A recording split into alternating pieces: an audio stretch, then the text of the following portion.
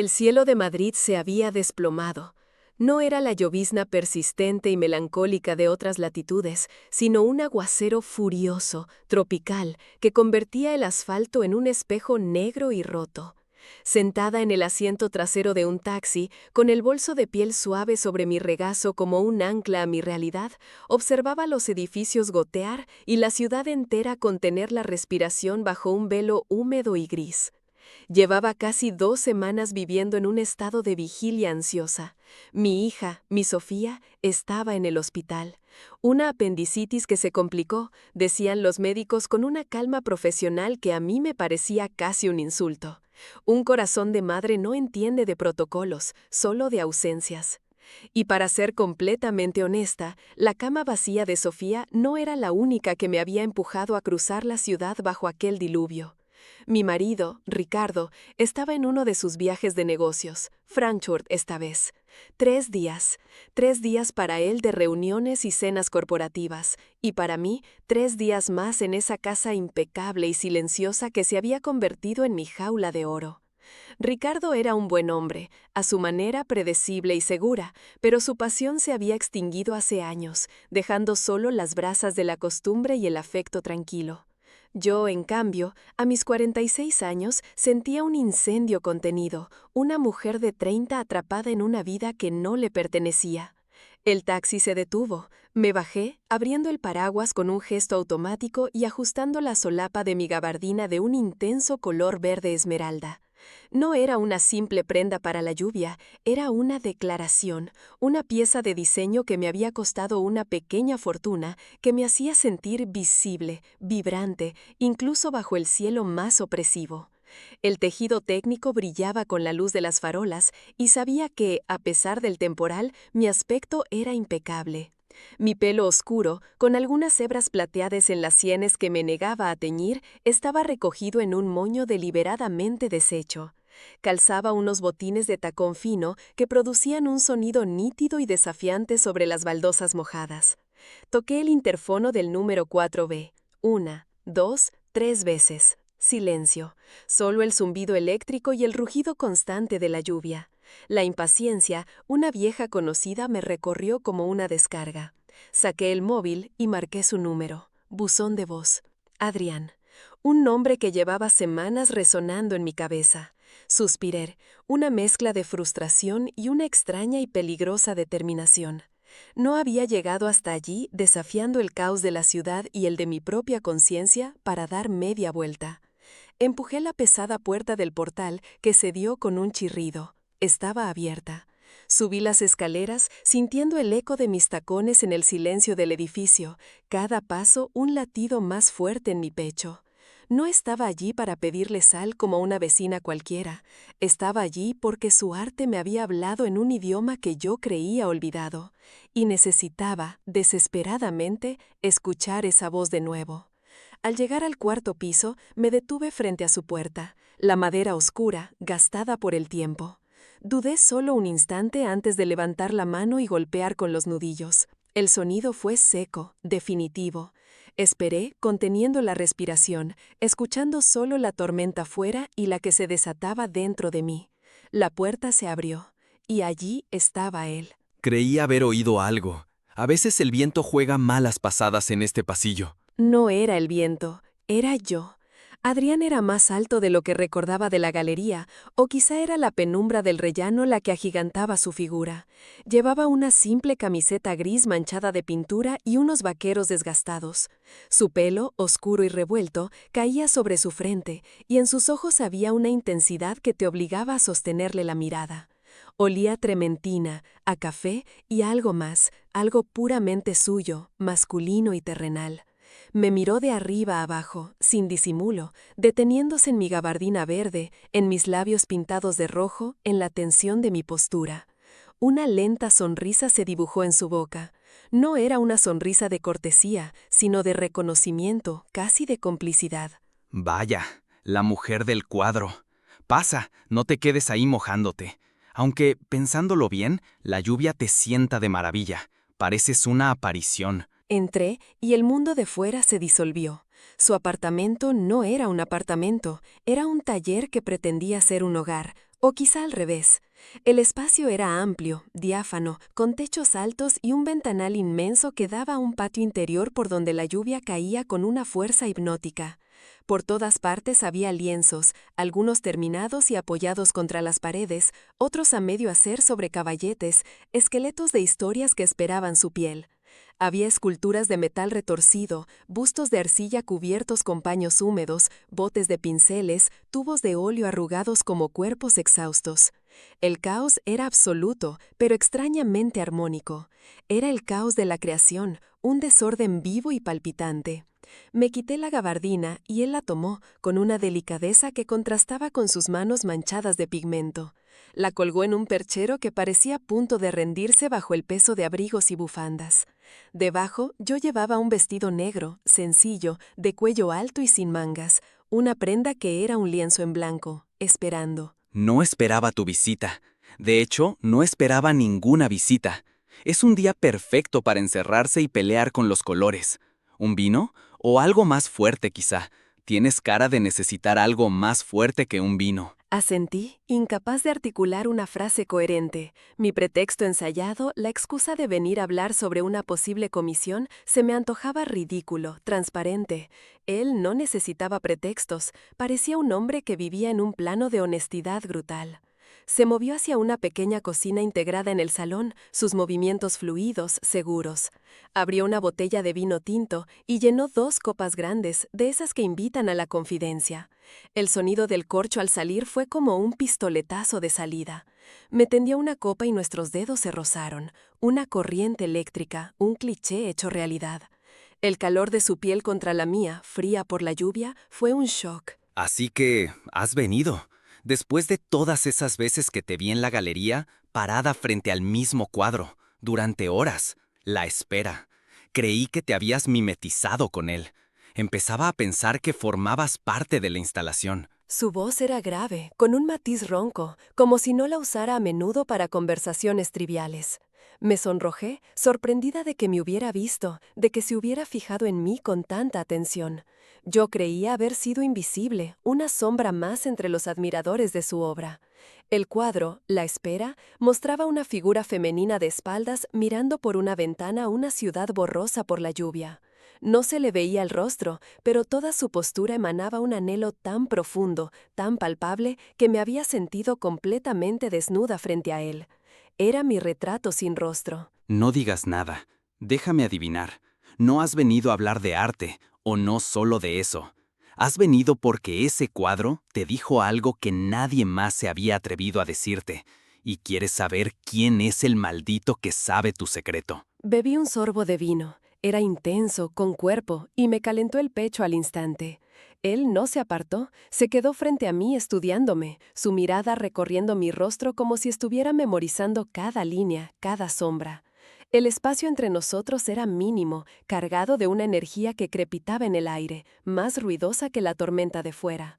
Me sentía expuesta, vulnerable, pero también extrañamente poderosa.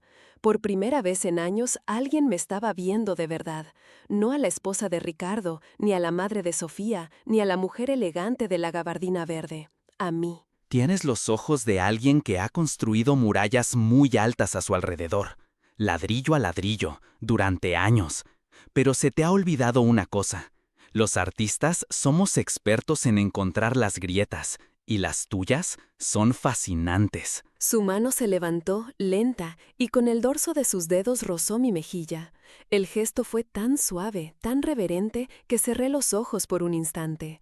Su piel era áspera por el trabajo, pero su tacto era pura seda. Sentí cómo cada una de mis defensas, construidas con tanto esfuerzo durante tanto tiempo, comenzaban a desmoronarse, convertidas en polvo por una sola caricia. Abrí los ojos y me encontré con los suyos, oscuros y profundos como el vino de mi copa. Ya no había ironía en su mirada, solo una sinceridad abrumadora. Me llevó de la mano, sin decir palabra, hacia el centro del estudio donde una gran escultura de bronce dominaba el espacio. Representaba a 2 figuras entrelazadas, casi fusionadas, en una tensión de lucha y deseo. Toca, siente la textura, el frío del metal, la fuerza que hay en la unión, pero también en la separación. El arte no se mira, Se siente, como todo lo importante en la vida. Puso mi mano sobre el bronce. Estaba helado, sólido, inmutable. Luego cubrió mi mano con la suya. Su calor era un contraste violento, vivo. Me guió por las curvas de la escultura, por los huecos, por las aristas afiladas. Yo no estaba tocando la obra, él me estaba enseñando a sentir a través de ella. Cada roce de sus dedos sobre los míos era un mensaje, cada pregunta una caricia. La lluvia golpeaba el ventanal con más fuerza, aislándonos en nuestra propia burbuja, un universo de arte, vino y tensión contenida. Giró mi mano y entrelazó sus dedos con los míos. Su pulgar comenzó a dibujar círculos lentos en mi palma, un gesto íntimo que me hizo temblar. Inclinó la cabeza y su aliento cálido rozó mi cuello. ¿Sientes eso? Es el punto exacto donde el deseo se encuentra. Sus palabras eran un bálsamo, un permiso. Me entregué por completo, dejando atrás a la mujer de las murallas, a la esposa, a la madre preocupada. En ese sofá de cuero, bajo la luz tenue de su estudio y con la sinfonía de la lluvia como única música, solo era yo. Una mujer redescubriendo su propio cuerpo, su propia pasión, a través de las manos y la boca de un hombre que parecía haber nacido para ello. Me tumbó sobre la manta de lana. Su textura áspera contra mi piel desnuda era una sensación nueva y excitante. Se colocó sobre mí, apoyándose en sus codos para no aplastarme. Su rostro estaba a centímetros del mío, sus ojos buscando los míos en la penumbra. Mírame. Quiero que me mires cuando entremos juntos en la tormenta. Y lo miré. Mantuve sus ojos fijos en los míos cuando entró en mí, lento, profundo, llenando un vacío que no sabía que tenía hasta ese preciso instante. Fue una unión sin fisuras, un encaje perfecto. No hubo torpeza, no hubo prisa, solo un ritmo compartido, un baile antiguo y primario. Nos movimos juntos, en sincronía con la lluvia que azotaba el cristal. Cada embestida era una pincelada en un lienzo invisible, cada gemido una nota en nuestra canción secreta. Él me hablaba, no con frases completas, sino con susurros roncos, palabras sueltas que eran a la vez una alabanza y una súplica. Así, sí, respira conmigo, siéntelo, eres fuego, eres arte. Y yo era fuego, era arte, era una tormenta desatada. Sentí como la tensión se acumulaba en mi interior, una espiral de placer que ascendía, cada vez más intensa hasta que rompí. Mi clímax fue una explosión de luz blanca, un grito ahogado contra su hombro, una rendición total. Sentí su propio cuerpo tensarse y entregarse al mismo abismo, un instante después que el mío.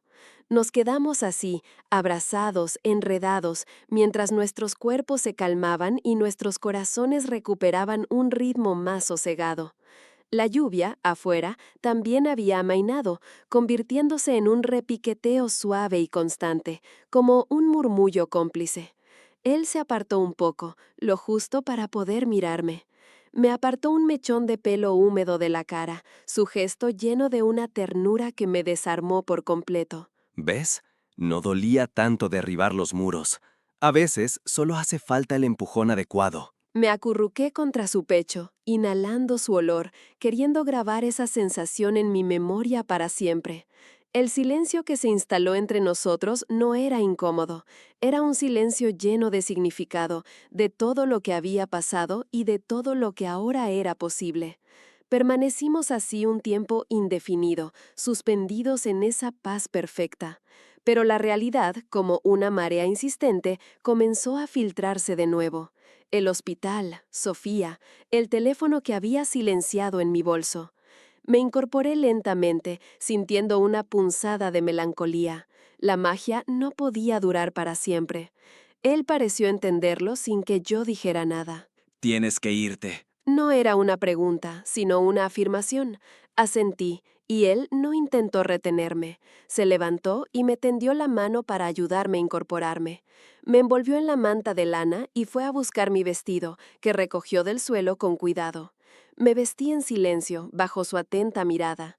Cada prenda que me ponía era como reconstruir la armadura, pero algo había cambiado. Las piezas ya no encajaban igual. Había una nueva flexibilidad en ellas, una nueva conciencia de lo que había debajo. Cuando estuve lista, me acerqué a él. Estaba de pie junto al ventanal, mirando la noche ahora más calmada. La ciudad brillaba, limpia y renovada por la lluvia. Esto no ha sido una tormenta pasajera, lo sabes, ¿verdad? Es un cambio en el clima. Me puse de puntillas y le di un beso suave en los labios, un beso de agradecimiento, de promesa. Él me devolvió el beso, y en ese simple contacto sentí la confirmación de sus palabras. Tomé mi gabardina verde, que ahora parecía el estandarte de mi pequeña revolución personal, y mi bolso.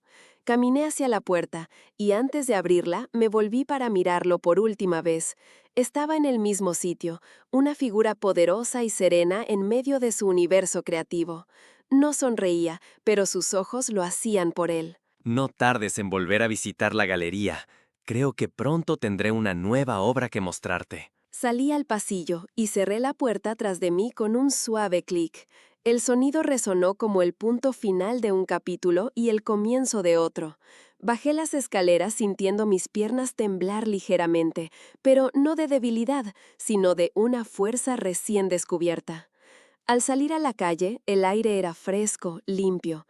La lluvia había cesado casi por completo, dejando solo un delicado velo de humedad que hacía brillar las luces de la ciudad. Ya no parecía un lugar opresivo, sino un escenario lleno de posibilidades. Caminé por la acera mojada, el sonido de mis tacones ahora más firme, más seguro. No sabía qué pasaría mañana ni cómo encajaría esta nueva y abrumadora verdad en la estructura de mi vida. Pero por primera vez en mucho, mucho tiempo, no tenía miedo. Miré mi reflejo en el escaparate de una tienda. La mujer que me devolvía la mirada era la misma, pero sus ojos brillaban con una luz diferente. La luz de una grieta que en lugar de romperla, la había dejado respirar. El incendio no se había apagado, al contrario, acababa de empezar a arder con libertad, y sabía con una certeza que me recorrió el alma que volvería a por más leña.